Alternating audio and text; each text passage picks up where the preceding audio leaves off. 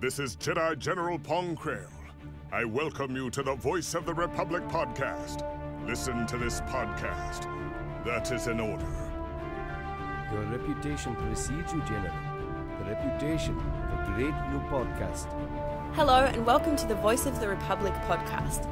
This is Bonnie Peace, Baru from Star Wars. Time to see who's smart enough to join the hunt. The hunt for the Voice of the Republic podcast. So, I hear we're going to be taking out separatists on the Voice of the Republic podcast.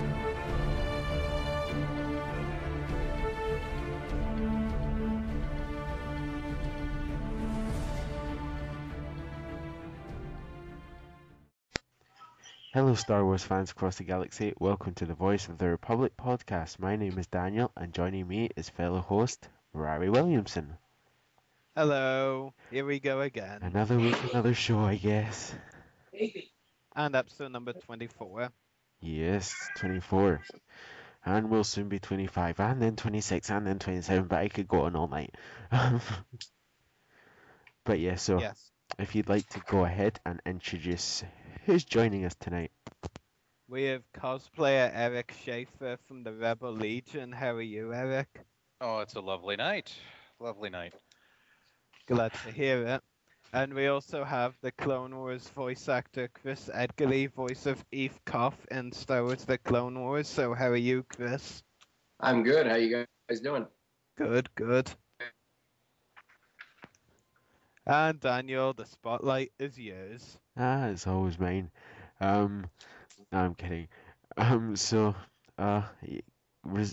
to the questions. Eric, is there anything you'd like to ask Chris Edgerly tonight? Oh, no, I'm along for the ride tonight. You guys, it's your show. Give it a go. Well, as most people are aware, we've had Chris Edgerly on the show before, and looking at it, I don't think personally we've got any questions for him, but we've got Facebook questions for him tonight. So our first Facebook question comes from Abraham Chen, and he asks, Chris, what do you think about the future of Star Wars with episodes 7? With episode 7? And so on, yeah. Yeah. I'm sure a lot of people are pretty surprised and sad. I know David Delgado, I've barely seen him on Facebook since the news of the Clone Wars being canceled is out. So, I know it was a bit of a shock, but, I see no reason not to be optimistic. They've got some pretty solid people in control of episode 7. Yeah, and second question is also, what did you enjoy most about working on the Clone Wars, and what have you taken away from it? And I think we've lost Chris.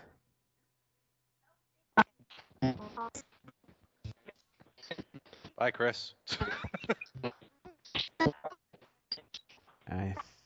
Wow. It's not just me, is it? No, I'm just hearing a bunch of audio mess. And Rari?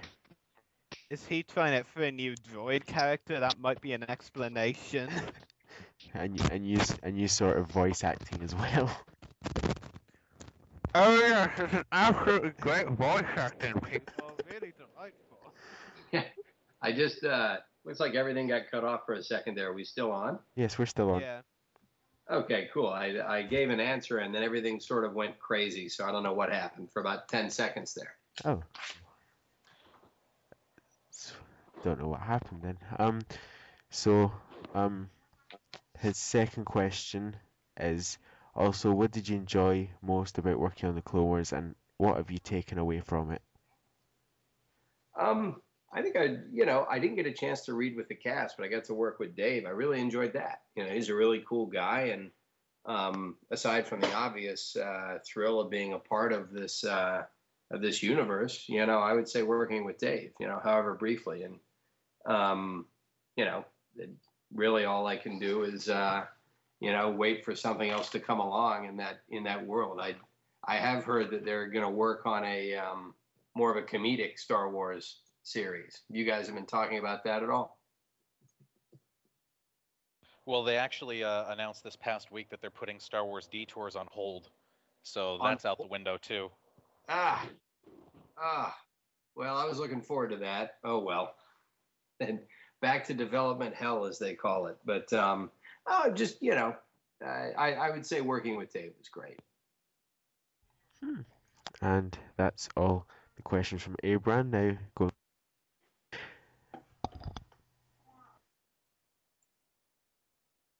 First question is: Koth never appears in Revenge of the Sith. What is your take on his future? Since we're not going to know exactly what happens because of what they're doing with the Clone Wars, I just have to imagine he's going to be like pretty much every other Jedi before the up until the big purge. It's awfully vague. I wish I had an answer, but in my opinion, he's going to be like all the others, and meet his end off camera. I have to think at some point they'll have some sort of episodic answer for what happens with all the Jedi where you actually see it. But I don't know. What's your guys' take on that? I think they might consider killing them, like, just randomly in one of the bonus material episodes and one of the story arcs they're doing, like, without any voice acting for into it, like, they just kill them out of pretty much nowhere, maybe. Yeah. Like, yeah. Cause like, there's meant to be, like, this, huge arc, which we've seen a clip from, with one of the clones, or at least one of them, clone trooper top, having some sort of programming problem or something, and he, like, commits Order 66 early, so to speak, and executes a Jedi, so, who knows, maybe that's part of a bigger story, and Koth gets caught in the middle of it or something. Well, I'll wait and see. Yeah, I would say your guess is as good as mine at this point. And his next question is: What was Aegon Collar originally going to be, the Jedi in Grievous Intrigue, or was Koth always intended for that episode? That one I could not answer definitively because as a voice actor, you come in sort of, last. You're there on the day. But I don't remember them telling me that originally this was supposed to be a different character.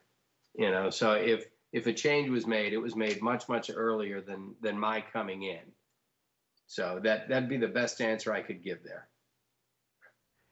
Yeah, and that's all our questions for you tonight, and I'm going to hand you back over to Rari now. So Chris, what's your opinion on the cancellation of the Clone Wars? Well, it's kind of sad. I from what I could tell, the audience was really there for it. They were very enthusiastic, and I figured, maybe they still had plenty of stories to tell, but they wanted to find a different medium to tell them in. I don't think you're going to run out of stories to tell in the Star Wars universe. So, yeah, I think I was a little surprised, but again, this is how it goes sometimes. So I've got a pretty balanced take on it. So that's just the way it goes sometimes. I'm sure there will be plenty of other stories that we'll find that we can get into. Yeah, hopefully that is the case, because the same time as they announced the cancellations of the Clone Wars and postponement of Detours, like they said, they were working on another animated show that Disney were working on, so hopefully that's good, but I don't think it will quite make up for the Clone Wars. That's just my opinion. Yeah, you become a fan of a show, it's hard to see it go under any circumstances, but I don't think they're going to leave the fans out to dry. I think they're going to give them something to look forward to, and not just episode 7. That would be my prediction. Yeah, definitely, because no Star Wars until 2015 would just be awful. If anything, that's what's been keeping fans going with the Clone Wars, especially now, ever since episode 7 has been confirmed. Right. Yeah, they just had some Star Wars to keep themselves, occupied until any new movies could possibly come out. And Well, keep in mind that I'm in my 40s, and I grew up with the original Star Wars, episodes 4, 5, and 6. And we had to wait 3 years in between episodes with nothing to hold us over, except for a comic book. And then from 83 to 99, nothing. Yeah. Or was it 98? 99, yeah. 99, yeah, nothing. So, you newer guys, you haven't had to put up with a 16-year gap. So, try and imagine that. So this won't be so bad. It'll be over before you know it. It'll be something new to look forward to. Yeah. And Chris, did you want to talk about any of the ongoing projects that you're working on?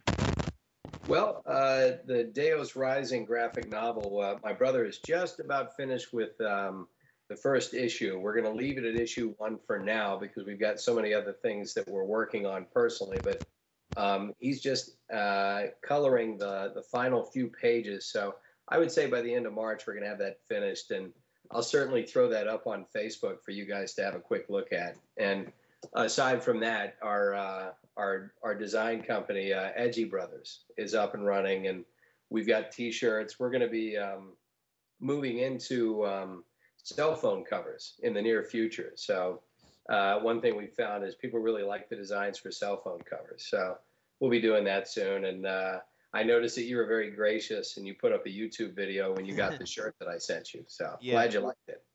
I did tell my YouTube followers that they'd see a very unique and different video name from anything I'd ever done before with that one. It was very different and unique. Yeah, I know. I can't see me saying a video like that again, title. Yeah. Well, again, if you guys see a design on the site that you really like, let me know and I'll try and get you a shirt. You two guys, I'll be happy to get you a freebie. Everybody else picked. A couple of now I have a few friends in the industry I have graced with a few free T-shirts because people love free stuff. I've got a closet full of free stuff from stuff I've worked on, but we really like these shirts. They're 100% cotton and they're American apparel. That's really, really good material. So we don't just throw any old design on any old T-shirt. That shirt's going to last you a long time. So I'm glad you were able to get it, and it didn't take forever to get to you. Yeah, it only took like a few weeks to a month, and that really surprised me. Yeah, I was kind of shocked too, because overseas takes forever. If you're ordering in the United States, we'll have it to you in 3 days. But Dublin, I was thinking, well, maybe in April he gets it. So but yeah, we're gonna just check out Edgy Brothers. It's edgybrothers.com. And we're putting up new designs all the time. My brother's just coming up with 2 or 3 new ones, and they're pretty cool. So you can order right from there. But other than that, we're raising our little boy, and we're expecting another kid in a few months, and that's it. Yeah, I saw your Facebook post about that actually. I believe I commented on that one. Yeah, I believe you did. Thank you. And other than that, just raising our family, so staying very busy. Yeah, I can only imagine. One day you won't have to imagine; it will actually happen. So, yeah, I'm barely surviving as it is right now. What was that? I'm barely surviving as it is right now. That's okay. I was poor for a long, long time. I mean, into my 30s. That's the way of the artists. When you do something you love, you don't always get paid as much as you'd like. That's not really what I meant, but yeah, that's true as well. Yeah. Yeah. Yeah. No worries, man. You're young. You've got all kinds of time. 1 year left. 1 year left? Yeah, because I'm 17 now. I won't be that young anymore when I'm 18. Yeah, but it's not like that's not going to be any fun. I remember turning 18 was a blast for me. And hey, in Dublin, geez, we couldn't even drink at 18. Could you imagine not being able to have a pint in Dublin if you were 18 years old? That would be disastrous. There would I be think I riots in could the streets. Yeah. I know once again I've managed to take us off topic, but hey, count your blessings, my friends. Just as bad as Scotland. Yeah, really. Yeah, absolutely. So, yeah, everything's good here. Welcome to Scotland. God damn it. I want to come visit Scotland sometime. My wife and I were in London for our honeymoon, and we did not get a chance to get up to Scotland, but we would have loved to. But, we only had a couple of days. Yeah. Next time. Yeah, definitely. So, Daniel, have you got anything you want to say to Chris? I don't think I've got anything to add in. We covered it all last time. Well, anytime The you guys dangers of repeat guests. Yeah, exactly.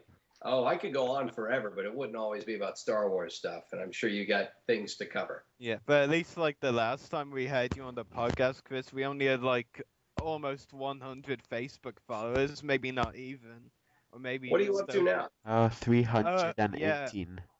Yeah, over 300 now. Nice. Yeah. Yeah. I mean, we just started our Edgy Brothers Facebook page. We're only around 27 or 30 likes right now. So, yeah, we're still building it, too. I know how it goes. We should do a podcast. That'll do it. Yeah, that would definitely improve it. Yeah, absolutely. Yeah. Well, you guys give me a shout at any time. Anytime anything new happens, I'm around. Yeah. Yeah, we should. We'll be sure to. Yeah. Great having you on the podcast again, Chris.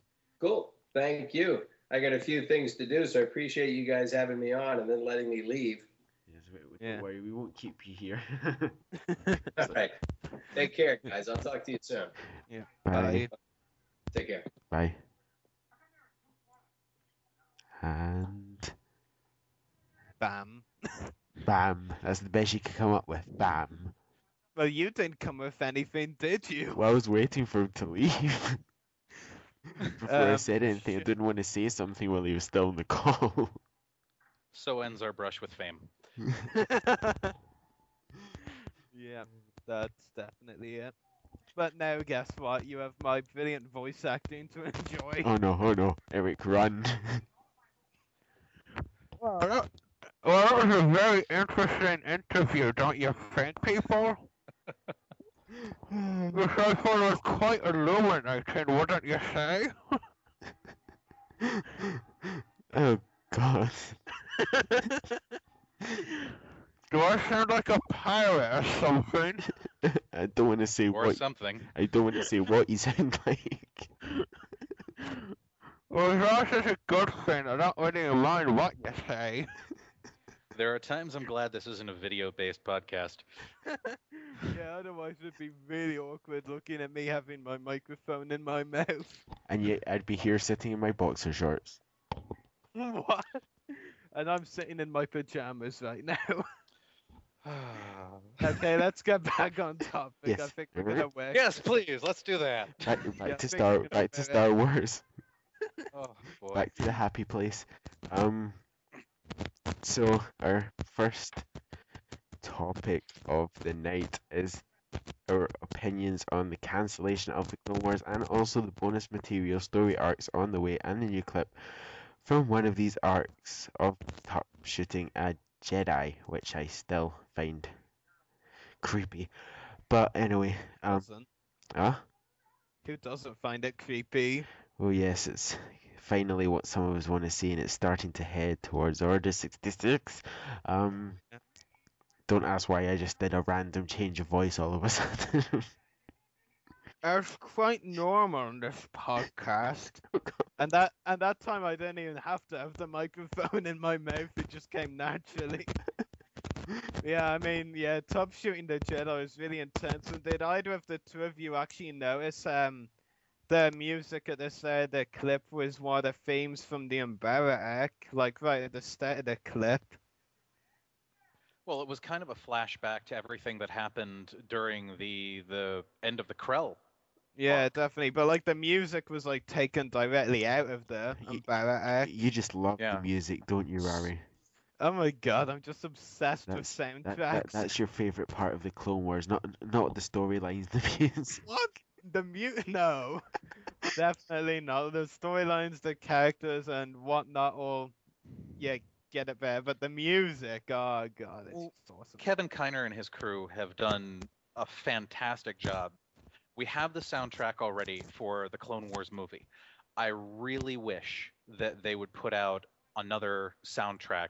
I mean, they're not going to have any more after season 6 or the bonus episodes or whatever they're going to call this. So I would love to see them put together something like with Ahsoka's exit, with the music that they used with the Mortis arc, with some of the stuff that they had, even going back as far as Rookies. They did a fantastic job orchestrating all of this, and I would just love to have it without the voiceover over it. It's just some of it's either ethereal and haunting or great military music, Yeah. and they've just run the gamut of all sorts of different great themes, and I'd love to hear more. I'd love to be able to own this kind of stuff.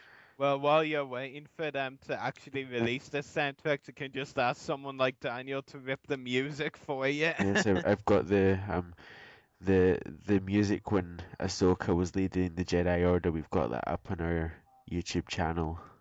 With no voice is just completely ripped. Just the music. Except for the fact that at one point you can hear someone Oh walking yeah, down a hallway. don't ask how that managed to appear in. Yeah, I actually think it kind of adds to the music though. Just like I was walking. It's a bit of ambiance. I was editing it and I was just walking down the hallway. That's what's happened. Oh. Anyway, back on topic. Yes. Yeah, so cancellation of the Clone Wars. Who else is raging? That sounds I wouldn't like say a I'm so bull. much. I wouldn't say I'm so much raging right now about it, because if they ended it now and didn't do any bonus material, they did a great job of putting bookends on the series. The movie started with, "Hi, I'm Ahsoka Tano, and I'm your Padawan learner," and it ended with her leaving the temple. So if you look at the entire series, those 5 seasons as Ahsoka's journey, they did a really good job of bookending it that way. I hope that there's going to be more. I hope that there's going to be some very interesting things with these upcoming episodes. But if they had to leave it right here, I'd be upset, but I wouldn't be raging. Yeah. So I can't. you can see where this would flow into episode 3. Anakin is upset. His Padawan has left. That his Padawan knows about his relationship with Padme. He's upset with the Order, the way that they've handled everything, and that gives him even more reason to become Vader in episode 3. Though at the same time, though, like Vader, Anakin, like, kind of looked a bit happy at the start of Revenge of the Sith, though. You know, making jokes in the Starfighter. You know, at the very start.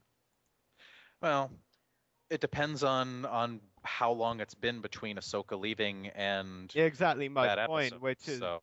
which is why, like, I don't think this should be the last episode, and it really can't be. I mean, like, because Darth Maul's, you know, story has to be expanded upon, as does Mandalore's, you know, Well, and all that. They claimed that I listened to an interview with Sam Witwer recently where he had said, "Oh, there's a lot more to come with Darth Maul. We've got a lot more coming." And then they announced the cancellation of the series. So they know what they want to do with him. They've got it in the queue. It's just a matter of them telling us what it is, or better yet, showing us what it is. I'd imagine, though, that more and more stuff is among what they have produced from season 6, or what was to be season 6. Right. Like, because apparently James Taylor has said, like, they've produced most of the season 6 episodes, but not all. So I'd imagine there'd be more and more stuff somewhere in there. They had mentioned at Celebration 6 that they were done with all of the voice work for the season, because they animate around the voices. They don't animate and then have them voice it. So all of the voice work was pretty well done. It was just guest voices and things like that they needed to worry about. But having the animation pretty well in the queue because that was August. It's March now. They're probably just finishing up a few more things. So they should be ready to go whenever they pretty much feel like it. Yeah. So still, there's more to come. At least we can be heartened by the fact that there's more to come. yeah, and like hopefully, like Dave Filoni is right in saying, that they're among the best episodes the show has ever done. I mean, like I think we can already tell that Order 66, that's gonna be amazing, for sure.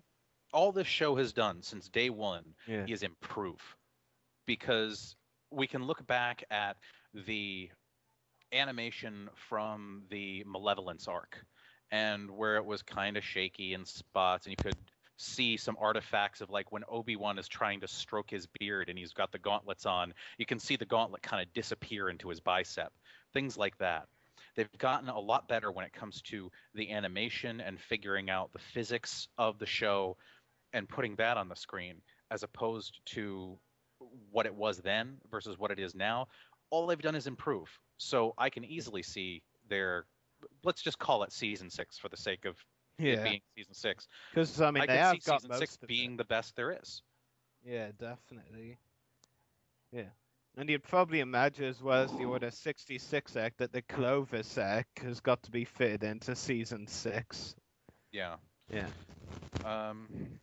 They've got a lot of things that are kind of hanging out there. They've got Asajj is running around as a bounty hunter. What's going to happen to her?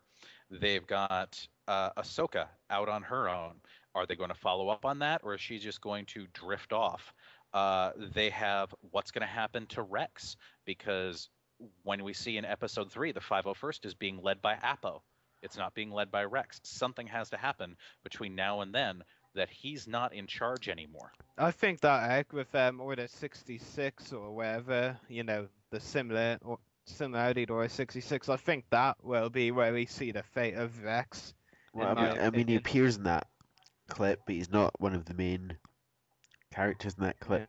Yeah. Right. It's technically the 5's act, really. Yeah. Yeah. Well, I'm interested to see who some of these characters are, because we saw Tup, we saw Fives, we saw Rex, but then we see this green. It looks almost like a 41st clone with the cannon. Who's that guy? I thought it was Gree in the first place, but that's not the same setup. Locke, possibly. I compared the markings between Locke and his Horn Company to those troopers. I don't really see any similarities, so it might be, but I don't think it is. Possibly. I think it's just some new clones for the new Jedi, including the one that got killed by Tup. Right. Well, there's new clones, there's new Jedi. These guys could be fresh out. New droids. These guys could be fresh out of the tank for all we know. Yeah. So. I mean, those new super battle droids were really cool as well. Flying, yeah. Yeah. See, this is where I have to kind of take a sidestep and go, I would love to see Hasbro produce these things. Yeah, that will never happen. Yeah. Well, or if that happens, they'll be drunk. Yeah. And we can't go without mentioning as well, Cyborg Admiral Trench, so to speak, or Robotic Admiral Trench, whatever you want to call it. The Robo Spider dude and stuff. Let's go with that. Yeah. You just stole what I said. That's not cool, bro. But yeah, he was squished, but he got better. Yeah, definitely. I mean, he just looks so epic right now. I mean, he did back in Can Mouse. Now he looks even more so. Yeah, he's very menacing. So. But what's he doing? In charge of some space station from the look. Well, that's not as illogical though as an admiral like Tekken, going over court proceedings. I mean, what Trench is doing would be more understandable than Tekken. I mean, both are pretty plausible, but Tekken is a bit more leaning towards maybe he shouldn't be there. But Admiral Trench, his place is much more understandable. It will be interesting to see, for sure. Yeah. Who are they going to bring back? Who's going to take the spotlight? What's going to happen? I'm looking forward to seeing it. Yeah. If they post it on StarWars.com, if it's an iTunes thing, if it goes direct to DVD, I'm going to be watching. Yeah. It's just that simple. In my opinion, that would be kind of cool if they just released these last story arcs separately on DVD, like straight to DVD, so we could watch them like a movie. I mean, that would be like what they did with the Mall arc. Yeah, like they did with the Mall arc, except that they released all of those individually on Cartoon Network first. Well, they did and they didn't. When they did the Mall arc originally, they released it as a theatrical movie. I actually participated in one of the premieres that they did. They took all 3 episodes, got rid of the commercials. It was actually more violent when they had it in the theaters. There was a Jedi Master whose name escapes me at the moment, but when you first see Savage in action, when he's running through running towards that temple and pushing aside the droids and then crushing the clones, and then he goes after the 2 Jedi, he grabs one of them by the wrist and then kills them. But in the theatrical version, he grabs him by the wrist and breaks his wrist with a flick of his hand, and they cut that from the air version and from the DVD release. You sure? I'm fairly sure in the episode he does break his wrist. Like, he battles Master Halsey briefly, and then like Halsey makes a bad move, and Savage like grabs his wrist and like basically you hear a cracking sound, and Halsey's lightsaber drops from his grasp. Well, they've had a history of editing these things for television.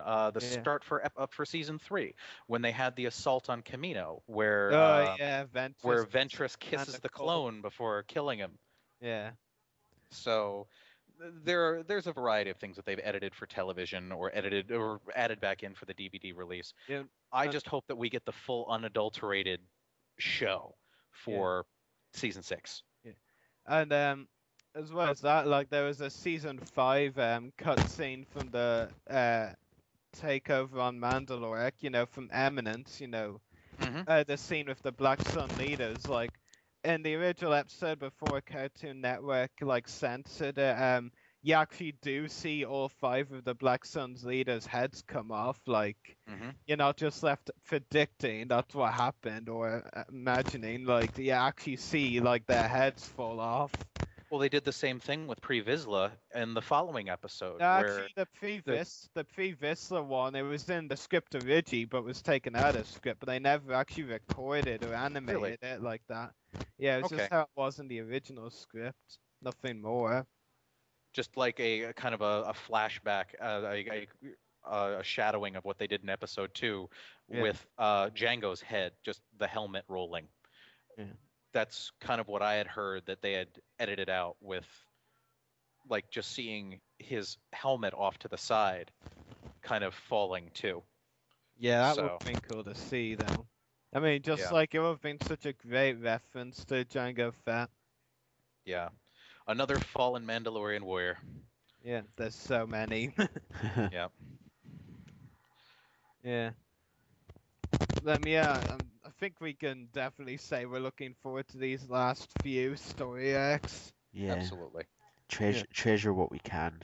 Yeah, and I hope they premiere one of them, like the first Summit Celebration Europe 2 in July, because I mean, the Americans got premiere of Season 5, let's get the Europeans having the premiere of Season 6, or this bonus material as they're calling it.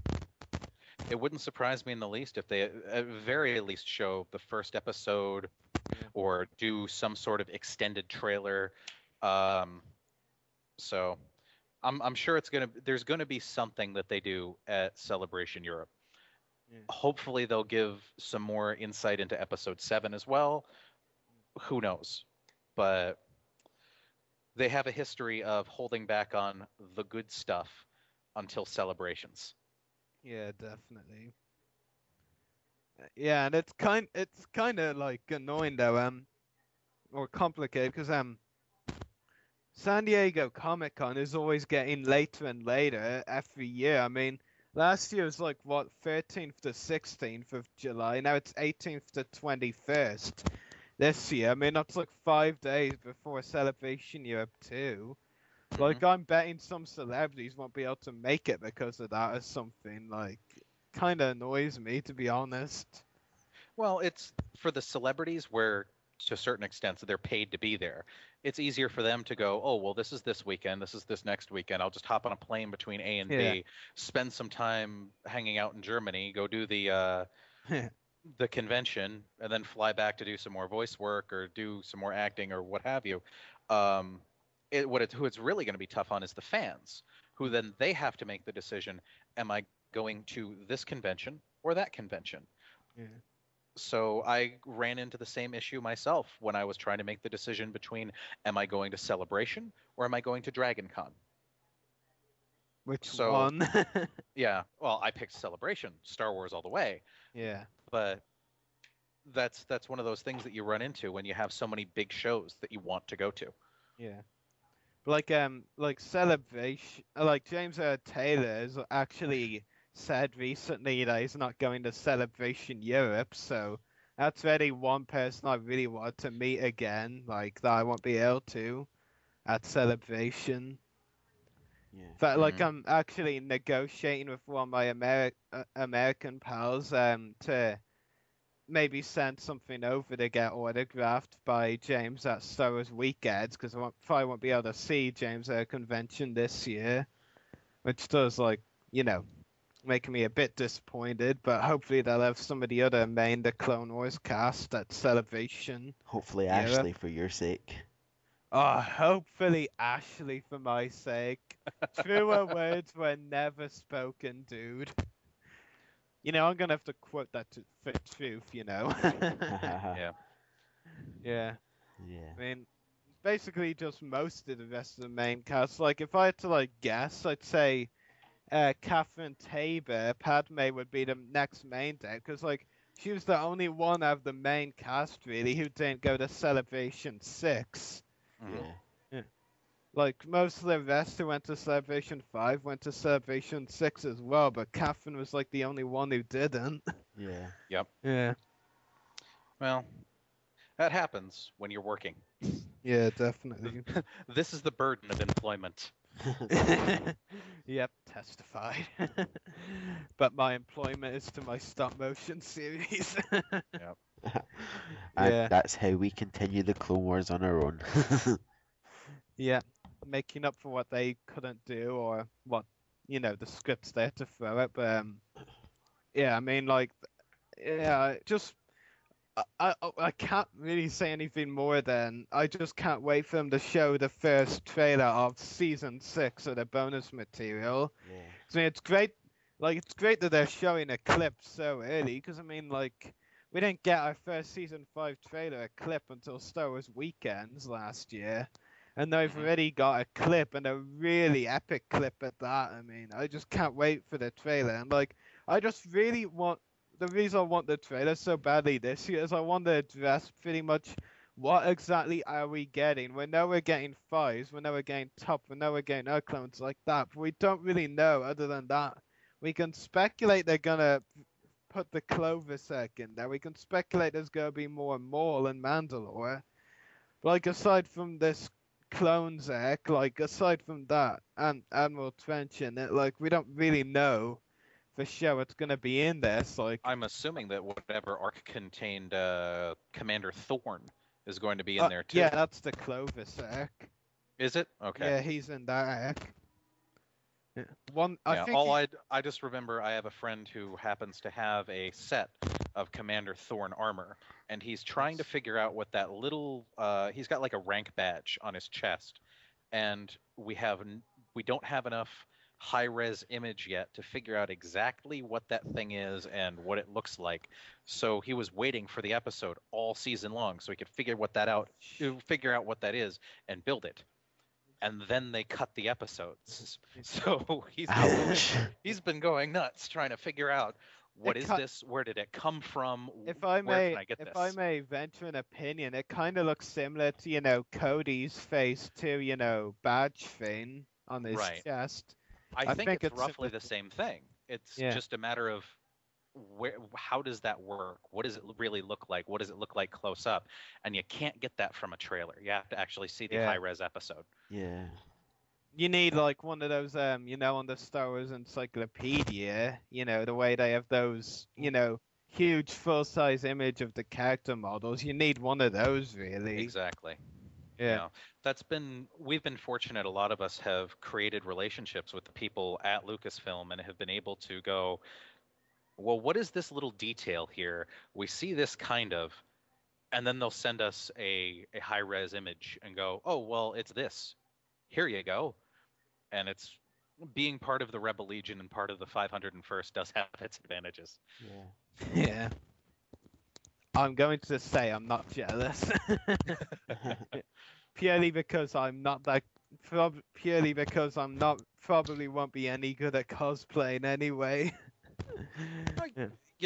Cosplay is, as we segue, cosplay is what you put into it. So you can, if you want to be a Jedi Knight, you can put together the robes and you can be a Jedi Knight. Would you like to be a clone trooper? Absolutely. There are people that make the armor and are willing to work with you and create that armor. It's all the mindset. It's all what you want it to be. But if you walk into it and say, I'm not any good at this, then you won't be.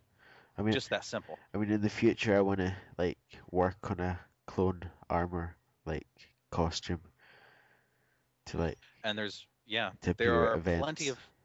plenty of people in the Rebel Legion and in our sister organization, the 501st Legion, that this is kind of what they do. Is when they get home from work, they take a look at the boards and go, "This is how you can do this. This is how you can make this." There are people around the world. I think that we're on 6 out of the 7 continents that are members of the legions and are willing to help. All you need to do is reach out and somebody's going to help you. Cool. Yeah, really cool. So moving on to the next topic, Daniel. And our next topic tonight is discussing other cancellations. Is that even a word? No, it's not other cancellations or postpone, because I mixed up cancellations and postponements and put them together and made a combination. But I don't see the combination there. Discussing other cancellations or postponements in the Star Wars world, including detours, Star Wars 1313, and First Assault. Yeah. I think that I'm the least depressed about detours. Oh, thank you. Yeah. Thank you. Look, I get it. It was supposed to be funny. And it really just wasn't to me. Thank you. I love Seth Green. He makes some awesome stuff, but Star Wars comedy show, it just really didn't mesh with what I thought of as Star Wars. And yeah, I won't be crying many tears over that. 1313 and Assault, though, those are losses. God, I want to see those games. Yeah, I mean, I'm not a huge video gamer purely because I don't really have the time to be. And not a lot of games these days really interest me that much anyway. But those two I would have gotten any day. I mean, from the 1313 footage I watched, it looked so amazing. I would have loved to get that. And First Assault from that elite footage, the Stormtrooper putting on the helmet and the actual, shooting gameplay. They both look really cool. Both those videos. Now have been no great game. I mean, it did, and I have to be honest, it did sound like it was only, for the original trilogy people, Stormtroopers v Rebels, and I would have liked if it was more like Battlefront, something for everyone, but... That's what expansion packs are for. Yeah. So they'll tease you with Stormtroopers and Rebel Fleet Troopers. That's the thing, though. I don't buy expansion packs. Yeah. See, that's a sinkhole for my money, because I bought every single costume extra for the Force Unleashed. anytime that they had I would look at, okay, well, if I buy this version of the game, I get a different colored lightsaber and a crystal. If I buy this version of the game, I get the Maul Killer skin. So all of the different things that you can do with these games, I'll sink the extra $5 or $10 in if I think it's going to be something cool. And if you start off with Stormtroopers and Rebel Fleet Troopers, and then they suddenly decide that they're going to add in clone troopers, or there's going to be battle droids, I'll throw in an extra $10 or $15 to play as those characters. Absolutely. I'd buy the expansion pack if it was Wolf Pack against battle droids. Well, even then, if they're able to be more customizations to it, or one level's Wolf Pack, another's 501st, another one's 41st, another one's 212th, that would be cool. Kind of like what they did with Battlefront 2, where they had the story arc where it was like you start off as a clone trooper and now you're a stormtrooper and you're following through kind of the story of the 501st. Yeah, so definitely. I'd love to see something like that. Yeah. And like you said, I'm not going to be shedding any tears about detours, I can still remember, like, the first day the trailer and clips were shown. Well, pretty much the trailer at this point. Because I had a rough day, so I slept early, and so lots of people had watched the trailer, and one of my favorite Star Wars characters, the bounty hunter Dengar, was in the trailer a lot, and everyone was posting on my Facebook, look, I bet you were happy to see Dengar in the trailer, and I was like, no, I really wasn't. He looks stupid. I'm happy to see him, just not like that.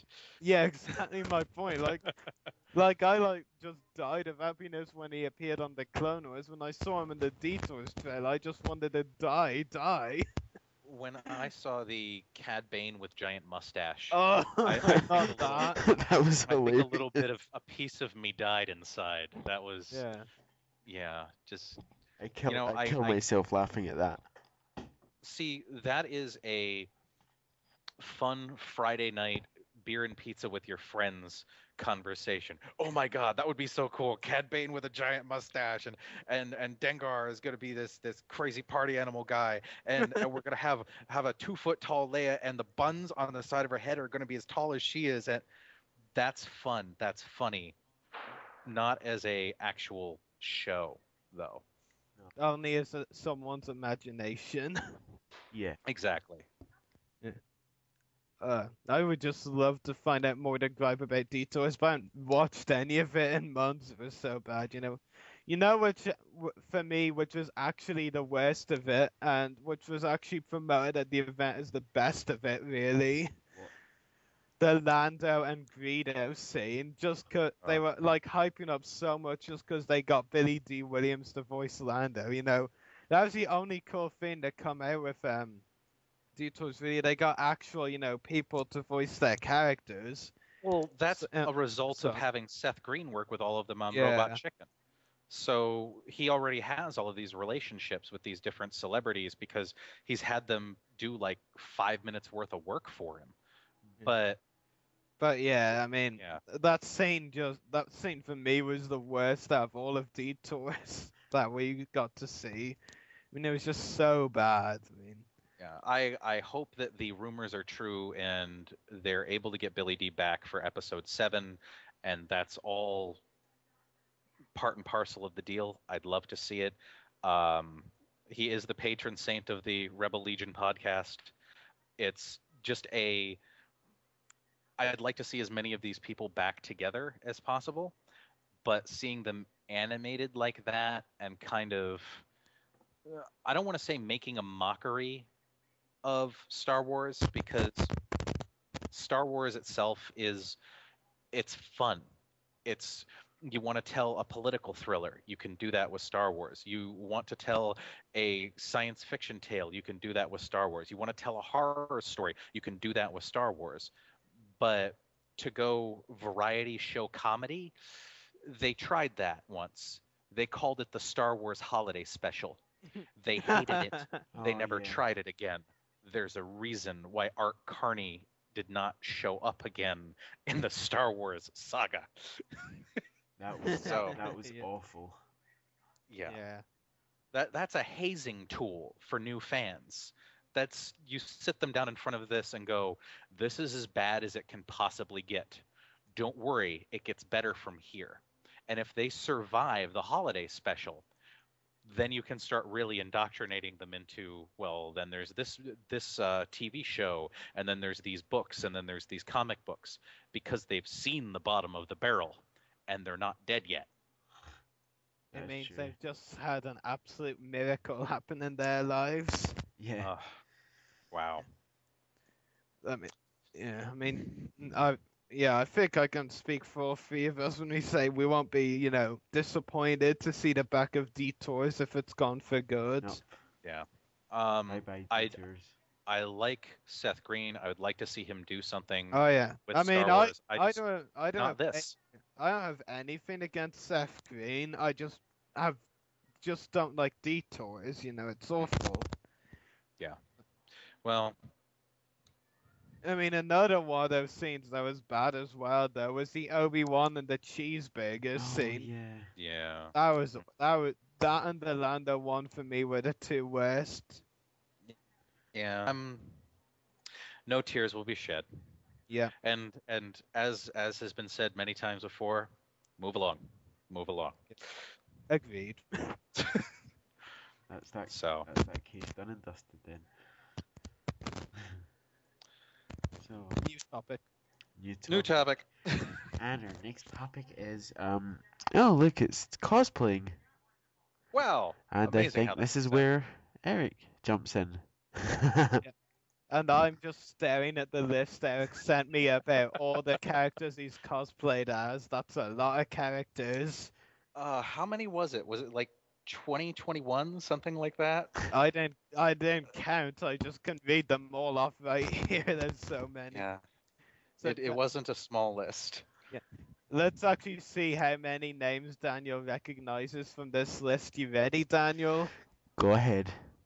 Imperial Crewman, Republic Commando Scorch, Imperial Gunner, Imperial Engineer, TIE Pilot, Return of the Jedi, 181st TIE Pilot, Baron Fell, X-Wing Pilot, Rogue Squadron, X-Wing Pilot, Baron Fell, Clone Commander Stone, Jedi Knight Corellian Robes, Jedi Knight Battlemaster, Emperor Rowan Fell, Darth Vader, Return of the Jedi, Stormtrooper, A New Hope, Tusken Raider, Imperial Officer, Imperial Security Bureau, Imperial Grand Admiral, General Pon Krell, X-Wing Pilot, Mon Calamari, X-Wing Pilot, Weequay, Saisi Tin, and from non-Star Wars, Ianto Jones from Torchwood, and Keen Robert Baratheon from Game of Thrones. I think I said that right.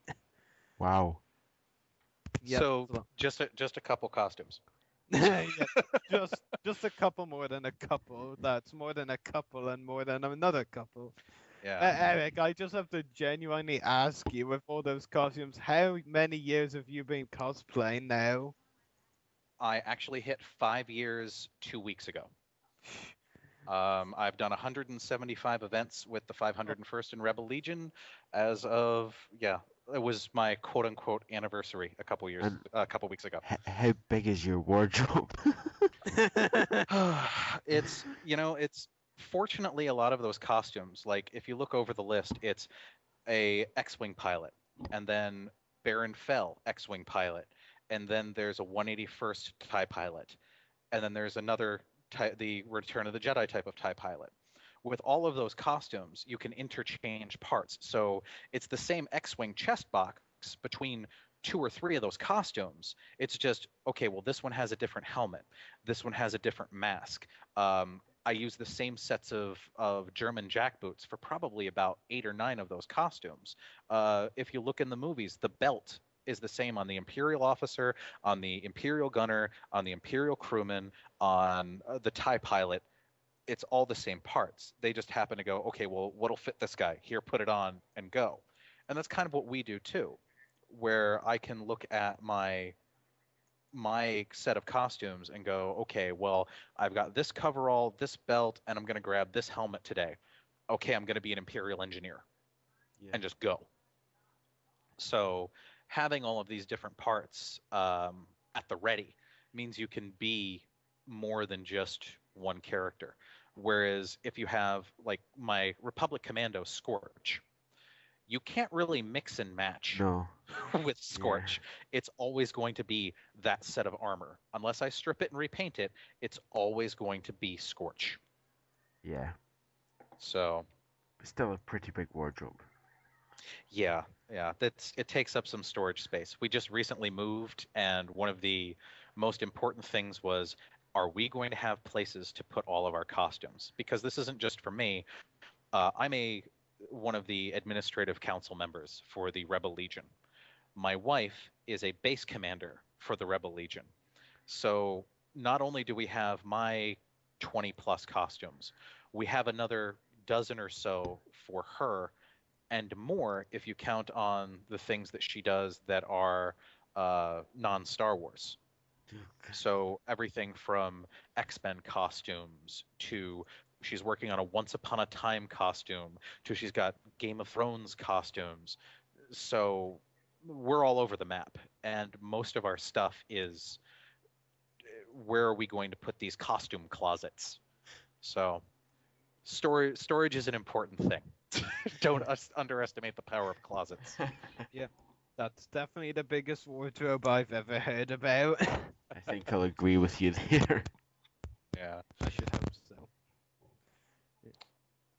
Like, when's your next event then that you're going to be trooping at? Sunday, as a matter of fact. We're probably about 36 hours away from the Boston, Massachusetts St. Patrick's Day Parade. Nice. So it's one of the biggest ones in the country, and we're going to have probably about 50 to 60 different troopers from the 501st Legion, the Rebel Legion, and the Mandalorian Mercs. We're going to have a few of our Mando armored brethren join us as well. So it looks like it's going to be a great time. Who will you be cosplaying that day then? It's going to be Scorch. We finally have all 4 members of Delta Squad in the air. So we've got our boss, we've got our Sev, we finally have a fixer. Nobody ever wants to be fixer. I don't know why, but we've had 4 or 5 different people say, "Oh, I've got armor, I'll be fixer," and they never finish it. And now we finally have a fixer 5 years later. We're going to finally have all 4 members of Delta Squad ready to roll, and we're going to debut them this Sunday. Nice. Yeah. So that should be really cool. I'll look out for any pictures. Oh, you'll definitely see plenty on not only the Rebel Legion Facebook page or the Alderaan Base Facebook page, but we're going to be doing a big show of it on the Rebel Legion podcast page, All Wings Report In. So if you look for All Wings Report In on Facebook, we're going to have all sorts of stuff up there as well. So I have to ask you, of all the costumes that you've listed, 20 plus as you said, which was the first one you made out of the list? The Imperial Crewman. We call that the gateway drug to costuming because it's boots, belt, and a flight suit. It's really simple. It's just a few little things to add. You've got to add the right pockets on the crewman flight suit. But once you have the crewman flight suit, then you add a bib and a helmet, and you're an Imperial gunner. You add a helmet and a chest plate, and you're an Imperial engineer. You add a certain set of armor, you're a TIE pilot. You add gloves and a hat, you're a reserve TIE pilot. Just all basing on that one coverall. So once you have that, other doors start opening up. And that's kind of what happened with me, was I started getting little pieces here and there and just adding on to it. So realistically, we're just people playing plastic spaceman. We're life-size action figures. And when you get the base costume, then you just start accessorizing. So having that base costume of the Imperial crewman, I was able to start getting basically extra packs of things. And, oh, well, here's this set of armor. I can add this to this. And then I can change it out for this set of armor. And yeah, we're big walking, talking toys. Yeah. And I also have to ask, What was it like cosplaying as General Krell at Celebration 6, was it? General Krell. Celebration 6 was the debut of my Krell costume. It was stilts. It's 4 arms, it's 2 double-bladed lightsabers, and it was a mistake to wear a heavy latex mask and wool robes in Orlando in August. It was hot as all get out. It was difficult to see, and I was sweating like a beast. And you know how General Krell has that big bulbous frog-like chin? Yeah. Yeah. That started filling with sweat. I had a small reservoir just in that chin area, to the point where when I looked down at one point, he had kind of like tapping on my knee armor because he wanted a picture. And I couldn't see that far down. So I looked down, and all of the sweat it's probably a pool about the size of my fist, just rolled forward, rolled out the area of my eye, and just drooled all over this poor kid. And yeah, it was hot, it was sweaty, but I got a great reaction. There's a video up on the my Facebook page. I'll be happy to link to it later, of Krell's Commandos, we called them. We had members of the Torrent Squad characters, Rex and Fives, and they accompanied us into a panel for Clone Wars costuming. So we walked up to the front, the moderator said their piece, and we headed out. We're all standing in the hallway and looked at the schedule and went, Dave Filoni is doing a panel right down the hallway talking about writing the Clone Wars. Let's crash it. So General Krell, 8 clones, and Mother Talzin all walked into the room and just, hi, we're here now. And surprise Dave Filoni. My plan was to hopefully talk to him afterwards, but I was so exhausted that I just kind of stumbled back to my room. But I think that's one of my few regrets, is that I did not hang out longer and actually say hello to Dave Filoni. But we did that. We crashed the panel. We did all sorts of just random awesome for the weekend. And General Krell is not finished yet. There are things I want to do, things I want to modify, things I want to make better. But it's easily one of my favorite costumes to do, just from the sheer reaction. Yeah. Yeah, definitely. So, and everything was handmade. It's stilts that I modified with foam. I had a member who's a friend of mine make the mask. He took a sculpt of my head and made the mask to my head shape. We have another member, friend of mine locally, who handmade the lightsabers. He custom made all of the pieces. And that's another great thing of the Rebel Legion, is everything that we do. It's not, okay, well, I'm going to go out and buy myself a set of Jedi robes. These are all things that we make and things that we do. So every costumer that you see, this is a little bit of them that has gone into this costume. This is what they care about and the character that they love, because you have to, if you're going to put that amount of time and energy into making armor or sewing Jedi robes or cutting leather to make the belt. So a little piece of you goes into every costume. It has to. Yeah. Yeah, definitely. So, and we're also fortunate that we have such a great relationship with Lucasfilm and now our Disney overlords, that they continue to let us do this, because there's other fan organizations out there that the other Star series, who shall not be named, they ended up getting cease and desist orders for their fan groups. So we have a good enough relationship with Lucasfilm that they like having us out there and having us be goodwill ambassadors. We march every summer at Star Wars weekends. It's not just Disney characters doing this. They have 501st and Rebel Legion members marching in the parade every weekend and portraying these characters. So because we have the costumes, we we make them painstakingly to the quality that you saw in the films, and we don't accept any money for it. Everything that we do, we don't get paid for this. Every time that you see one of our characters out and about, all the money is going to a charity, be it Make-A-Wish or the Jimmy Fund or a local charity. That's part and parcel of our deal with Lucasfilm is we're not able to profit off of their brainchild. We have to do everything that we do for charity. Yeah. So, I mean, that's the like best thing about garrisons as well. You know, they're like they're non-profit organizations. You know, they're doing it for fans by the fans and for charity at the same time. exactly. Yeah, it's just great. Yeah. So, we're fortunate to have that kind of relationship where they'll let us play and we can do things we can do good things for the community at the same time.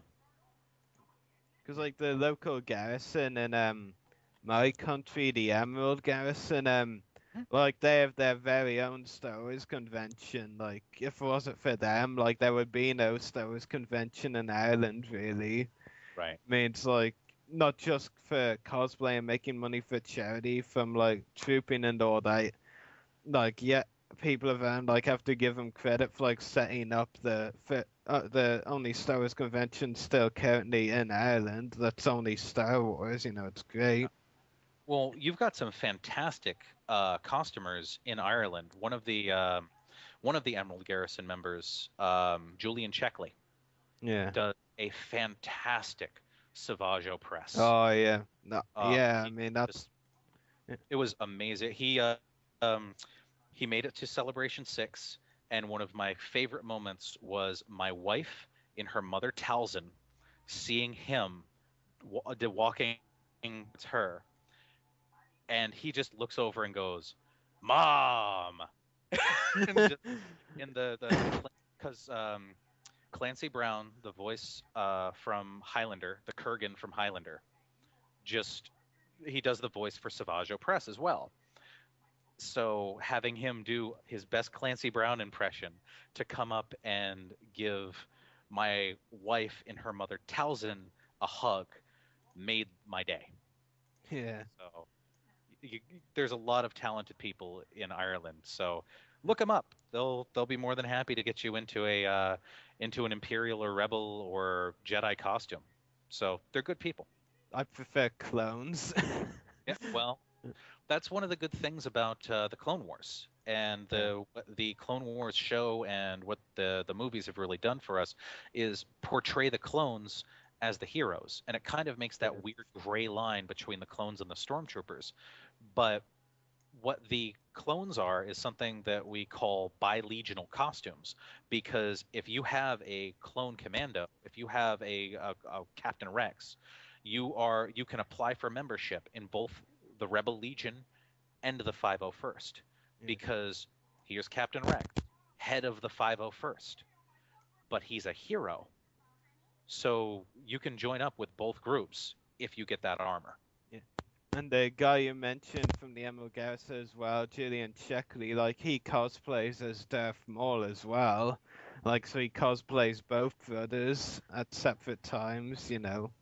Because it's tough to do at the same time. Yeah, of course. Like he's mainly cosplay as Darth Maul. Like the only times I've seen Julian at events, he's always been cosplaying as Darth Maul. Mm-hmm. So yeah, I hope he cosplays as Savage to one of the invasion events sometimes. I think he did for one of the invasions I didn't go to, but you know, he hasn't cosplayed as Savage at one I've been to yet. It is a fantastic costume, and hopefully you get the chance to see him in it live. Yeah, definitely. Yeah. So Daniel, have you got anything you'd like to ask Erich? I think everything's pretty much said, and I just I need to get my hands in a clone trooper armor in the future. That's all I can say. You just want the cosplay as Commander Neo. I'm Yeah. all for Commander I Wolf. want to cosplay as Commander Neo. That's all I want to do, and then I'll be happy. Yeah, there's so many different versions of the characters that you can do too, because you've got the Phase 1 Commander Neo, you've got the Phase 2 Commander Neo, you've got the animated version versus the realistic version from the movie, and then you start looking at Wolf, because he's got his Phase 1 animated version from the Malevolence arc, and then you've got his Phase 1 what? The Malevolence arc. Yep. Well, they did those 3 episodes with Plo Koon. He was in clone uniform then, not commander gear. But they had the toy of him come out later. Yeah, but that wasn't from the Malevolence arc. Right, but it was part of the Malevolence action figure pack. So that was what he was. Are you talking about the Ambush at Abregado pack? Is that what I'm? Which one is that? Is that that's the one with Plo Koon, Sinker Boost, and the Rocket Bell toy? But there was no. That's right. Yeah. There wasn't a Wolf in that one. No, the only Wolf released in Phase 1 was from not Padel 2 Come Home. Okay, gotcha. So that was when they had shifted over from the red to the gray. Yes. The gray. Okay. Well, they had a version of Wolf from the Star Wars Clone Wars comics that was a snow wolf as well. That I would have loved to see as a figure. Just saying. Yeah, they've actually at Celebration 5, my first opportunity to meet Dave Filoni was they did another Costuming the Clone Wars panel, and they had a bunch of us in our armor surrounding the room. So you didn't crash that one? We didn't crash that one. We were actually invited.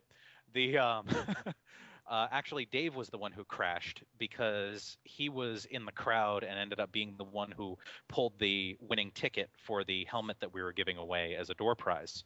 And we all got our picture taken with him. Now, he's talking with one of the other clones who happened to have the R2 Come Home version of Wolf, that Phase 1 Wolf. And he's like, oh yeah, well, we had his entire group there, and they had that maroon armor, and that's we decided that we were going to change that because the maroon doesn't show up well on screen, and it just kind of looks bad.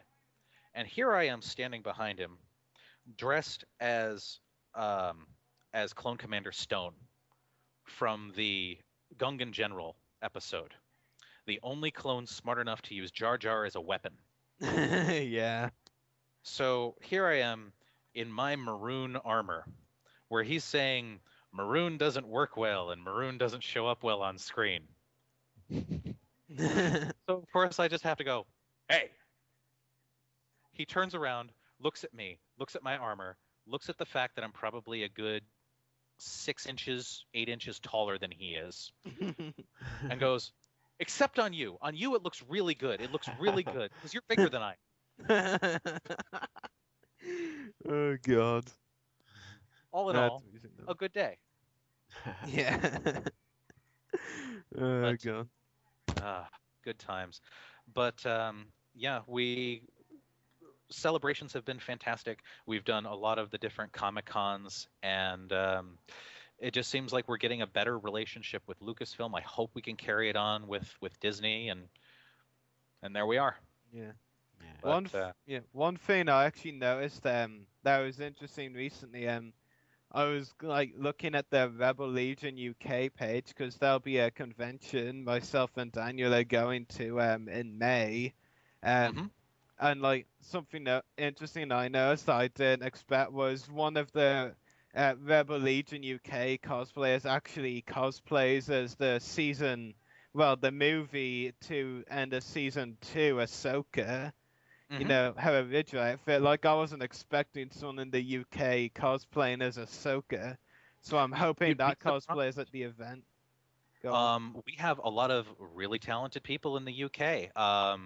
We have, we're very fortunate that the base command liaison for the Rebel Legion, who she's a member of our Legion Administrative Council and is also basically all of the different bases. She's the voice for them to the Legion Council. And Susie Stelling is her name. She is a fantastic costumer. She heck of an organizer, and I really think that she and the rest of the Rebel Legion are going to put on a heck of a show. Elstree Base. If this is the what is it, May 5th, May 6th? It's like Star Wars Fun Day or something like that. Star Wars Fun Day. That's the one me and Daniel are going to. Yep, we actually have a couple of people here in New England. I'm actually in Boston right now, and we have a couple of people from New England who are going to head out for that, and are really looking forward to it. Yeah, it should be a great event. I've heard nothing but good things about it, so I'm looking forward to my first one. I heard that it was a great show last year, and hopefully it continues the tradition. Well, we'll hope to get lots and lots and lots of pictures with the cosplayers then. Absolutely, let's do. Especially that Ahsoka one. don't worry, we'll take thousands of pictures if you want. Awesome. Hey, the more the merrier. There's there's very few costumers who get into costume and then go, "Don't take a picture with me."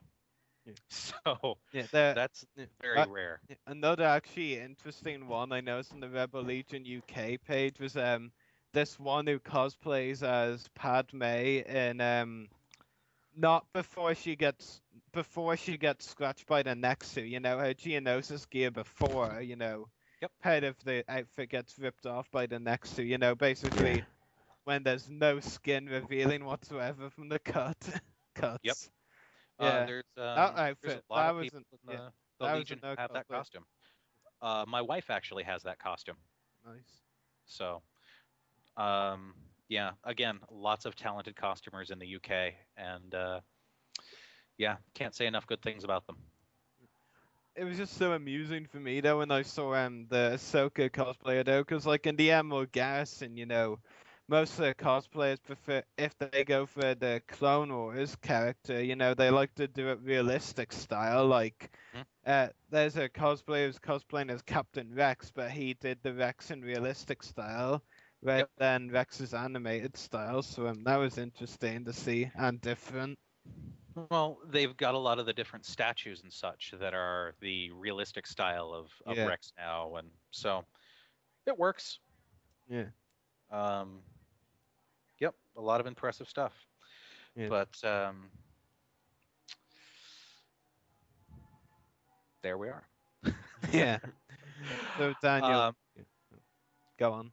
Yeah, well, I'm actually going to have to start wrapping things up here. I have a couple of things that I have to do on the Rebel Legion side before I wrap up tonight. So, but it's been a pleasure, gentlemen. Thanks for having me on. If I can do a quick plug for our podcast, the Rebel Legion centric one, All Wings Report In. You can find it on iTunes. You can find us podcast.rebellegion.com.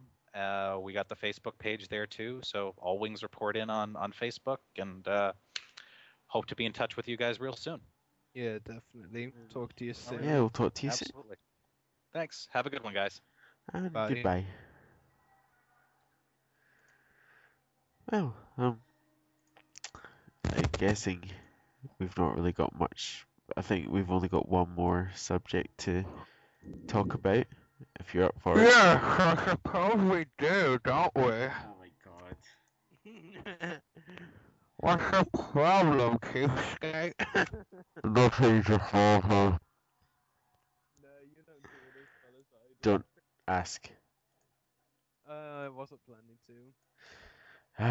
Oh, look, a nice picture of Wolf and a member of Wolfpack on the Rebel Legion UK website, Facebook. Come on, you just had to bully me a bit, that did you? Just because I was doing that voice.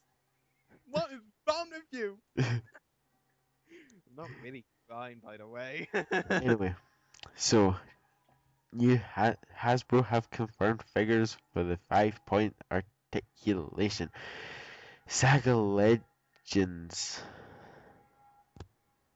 Why are you stuttering a lot? I did not read that properly. Yeah, rather than try and rather than stutter, how about you try pacing yourself and doing it really fast, like this? Hasbro confirmed new Star Wars figures for the Saga Legends line. The 5-point articulation line are coming later this year. How's that for fast? 2014. No, the Saga Legends ones are coming yeah. this year. But the Clone Wars Captain Rex, the New Hope Stormtrooper, the Empire Strikes Back Boba Fett, the Empire Strikes Back Darth Vader, and the Clone Wars Darth Maul. Also a figure of the medal bearer foreign. Yo, don't go on to the 2014 one yet. Also not including a medal bearer. No kidding. No, shut up. No one heard that. Yeah, a New Hope Stormtrooper. I think we can both safely say we're passing on that one. I mean, it's a generic Venex Stormtrooper. We already have enough of those, right? Yeah. I mean, to me personally, even before I've seen pictures of them, I think we can both safely say the only uses we'd have for the Boba Fett and Vader figures would be, as carded figures that get signed by the actors. And these two figures won't even be released by the time of the Fan Fun Day, which Dave Faust and Jeremy Bullock will be at. So, yeah, they have no uses there really either. The Clone Wars Captain Rex, I can't see myself picking up at all, because 5-point articulation, doesn't matter if it's phase 1 or phase 2. Probably still be bad. What do you think? I'm just gonna not even bother with that line and just get figures that I've not got and want from earlier lines on eBay, to be honest.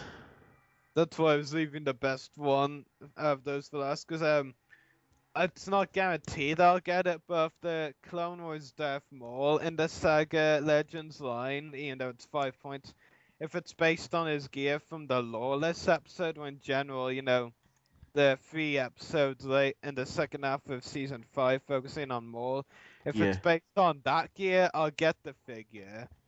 Probably, even though it'll have limited articulation, but I'll get that figure. But if it's just based on, the gear he had in Revenge and Revival, basically the naked Darth Maul, so to speak, if it's just that gear, I won't bother getting it. But if it's from the Lawless, I'll get that figure. That's my view. Yeah, definitely. But if it's not the Lawless, it's an instant pass. Yeah. As well as that, don't figure you're trying to bring up a figure of. Now, let's see if you can get the Rebel Medal Bearer's name right. What do you think his name is? Let's have a go then. Medal bearer Vorin Naal. Yeah, that's it. Yeah. And who's the actor who played him? Oh, flipping Nora, how am I supposed to know? Derek Lyons. Thank you. The one who's in Sith Lord 229's video. Oh. The one who introduced his channel. Oh. Yeah, that's the guy who played that Rebel Medal bearer. That might be getting a figure. You know, to be honest, I could have said Nick Joseph. Yeah. No, that's always something that's confused me, though, to be honest. I mean, I'm not, speaking out against Derek or Nick here, but, we're always told there was only one Rebel Medal bearer in that scene. Unlike, it's on both Nick and Derek's resumes, pretty much, that they played a Rebel Medal bearer, but there's only supposed to be one, apparently. I mean, I'm not too sure on that, but, I always hear, all the time when, people talk about it, they said they have to call, whoever it was, but the medal bearer, no, one of the medal bearers, and that always confuses me, because, both Derek and Nick, say they played a Rebel medal bearer, and honestly, I mean, I'm not sure if you agree, but from looking at the pictures of the character, I think it looks more like Nick Joseph. Yes. I mean, Derek Lyons, he plays another character in that scene, one of the Temple Guards. I don't even know, I don't really know where this all came from, there's two people apparently who played Rebel Medal Bearers, but there's only supposed to be one in this scene. I don't even really understand that. And to be honest, like, though, looking at the pictures from the Rebel Scum post about it, he did look a bit different, that Metal Bear, so maybe there is two, but I really don't know. I mean, regardless, they're just so minor anyway, and I don't really understand the argument or debate, you know.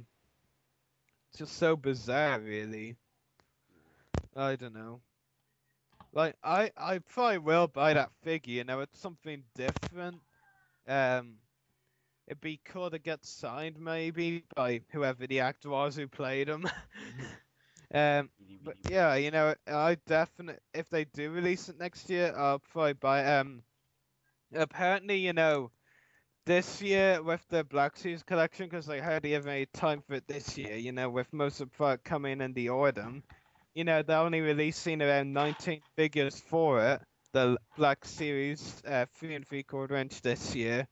And you know, most of them, or all of them even, have the limited ones they're doing. They're all figures that were meant to be in the Legacy collection, or the Droid Factory before it was scrapped. You know, next year apparently they're gonna have up to 50 characters and the 50 figures in the Black Series collection, which is a lot. Wow. So hopefully there'll be a lot for me to buy there, because I really won't be buying a lot of figures this year. No, I think this year's the year to put it in somewhere to stock up on eBay with Yeah. figures that we haven't got and that have been released in the past and that we know that might not get released again. Yeah, sure. Like I was saying earlier, like you know, C.S. James Taylor won't be at Celebration Europe. You know, one of my American pals who you also know, he's in the bill. Yeah, You know, the Bill Carrillo, as I yeah, call him. yeah. He offered several months ago that if I needed any autographs from So's Weekends, he'd get them for me.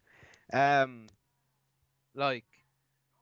And like I really didn't know how many I would, because he told me a few of the guests at first, but then you know, one of them was Dave Faust, who's apparently gonna be there, and like of course Dave's gonna be at the Fan Fun Day. If he doesn't drop that ridiculous additional price that he put for no reason, then I won't be getting his autograph. He doesn't even need to charge £30 for autograph anyway, makes enough.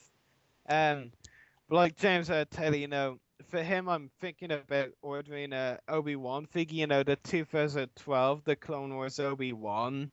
No, I'm thinking about ordering that from Amazon and sending over to Nabil to get signed. So, since I won't be able to meet James this year, and I don't, you know, as much as I trust Nabil and think he's a great guy, you know, I just don't want to lose my 2 posters through the mail, so no way am I sending those over. So, you know, I'll probably order a coded figure and send over to him. Hopefully that arrives safe and sound.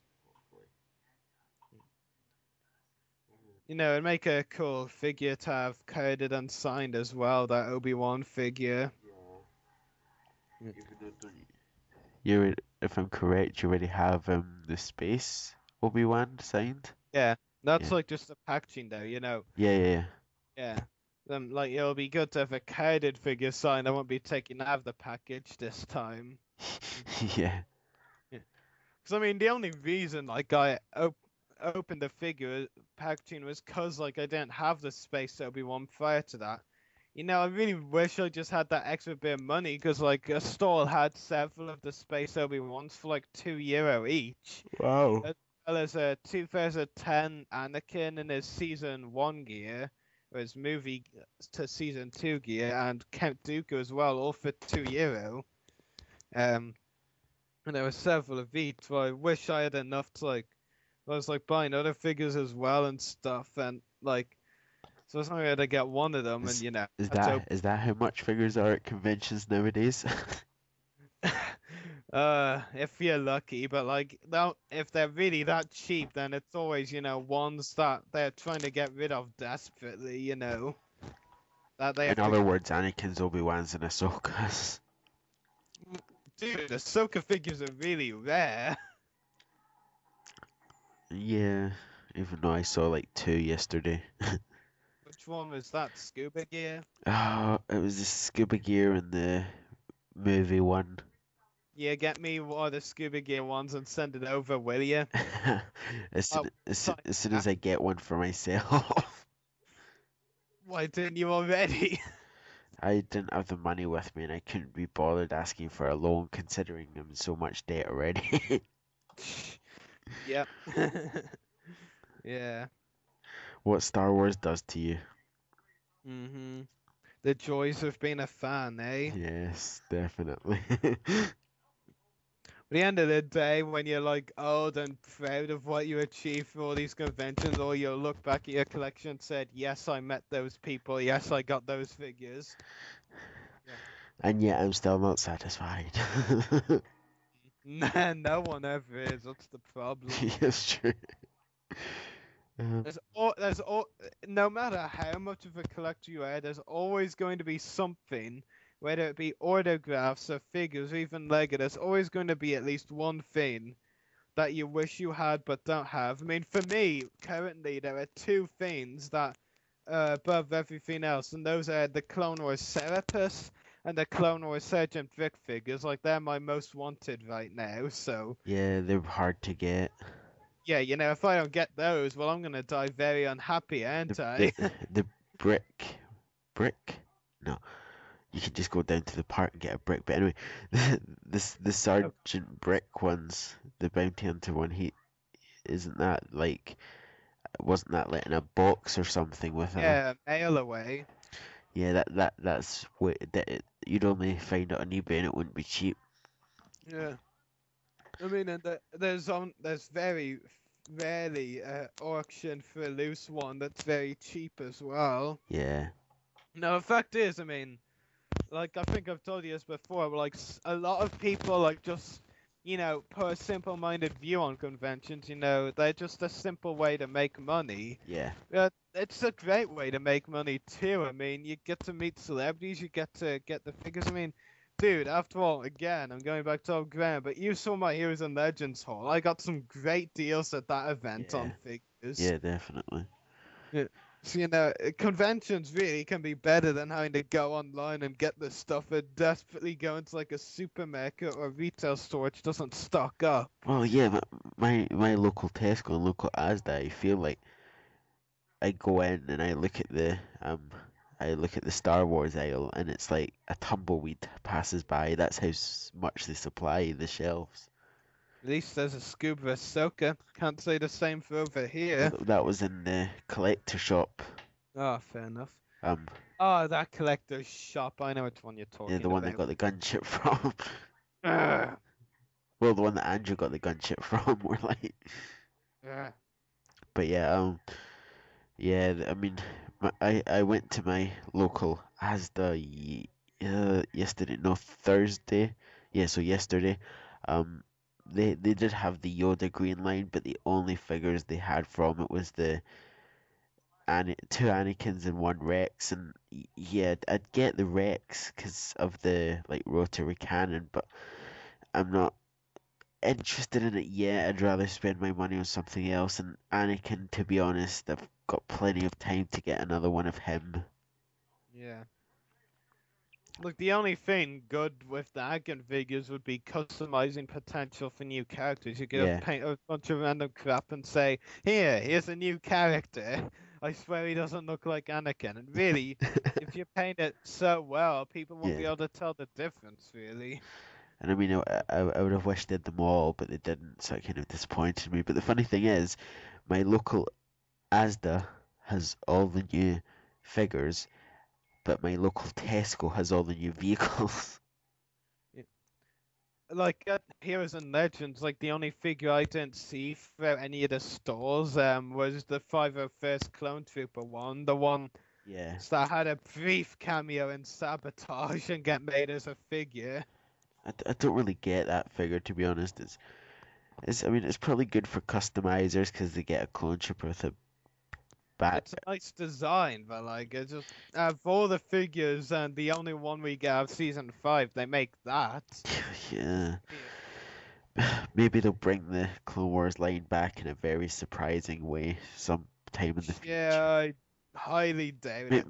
Maybe the 50 figures next year will all be Clone Wars. Well, if the Voronal is gonna be in that line, which probably is, and that's one option gone already. That makes 49 then. Yeah. 49 slots for them to potentially waste. But then again, take away 2 more for a new Anakin and a new Obi-Wan. Yep.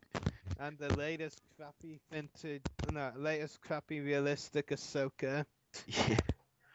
I mean, I'm a fan of all the Ahsoka figures minus the realistic one. Yeah, it just doesn't look right.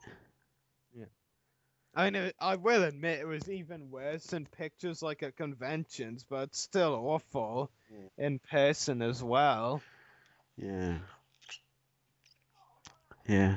Like Fan Fun Day, dude, you need to bring a lot of money. You'll be spending a lot. I've only got like 33.50. Yeah, and if you're really serious about wanting Precious autograph at his new crazy price, then that'll be all of it gone immediately, and then the rest is for chips. Well, no, Paul said he might invite me to chips. Yeah. Um, But you still won't have enough to buy anything else, really. have you seen Paul's outfit? Oh yeah, I have. That was interesting. That definitely looks interesting. Well, at least Like I was talking to him after he posted a picture, and he said, "FYI, if you want to know how to find me at Fan Fun Day, just look for the guy with the furry ass." and I was just like, okay, I'll try and stop having to resort to that. well, at least if he's standing at the door, he won't be hard to identify. Exactly my point, and he's gonna be like the only one in a Gamorrean guard costume. I mean, he won't be hard to identify. Yeah, definitely. We won't need to resort time to stare at his furry ass. Just like that's it. Can't find the Gamorrean guard. Which one is he? Which one is he? Oh look, there's a guy with a furry ass by Chris Monk's table. Must be the guy. Must be Paul. Oh god. Oh yeah. Should be fun though. I can't believe it's still 2 months to go. Well, that's that now. About 8 weeks tomorrow. 8 weeks Sunday. Yeah. Did you actually see Paul's update about Kathy Monroe's new website? Yeah. Yeah. When I saw that, I was like, oh my god, yes, it's another interview. I can hopefully arrange No in advance. contact. I go on the website, no contact info up. I'm I'm like, no. Yeah, because as soon as I saw that as well, I just went on the website to look at the contact info just to see if there's anything, and I'm just like, wait, where's the contact info? And I'm just like searching and searching. Yeah, definitely. That was me as well. And I was like, no, damn it. Ah. Just like die. Yeah. But yeah. Like, I'm still awaiting on replies from 3 of the 11 celebrities I like contact in advance for video interviews. Like 5, the same 5 we've talked about already, like they've agreed, and then there's the 3 we have to ask at the event. Yeah.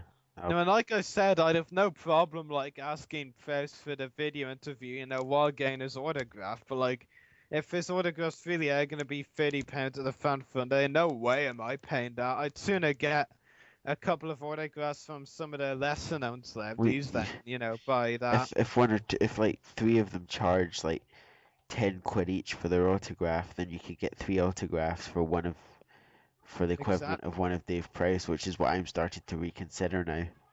Yeah.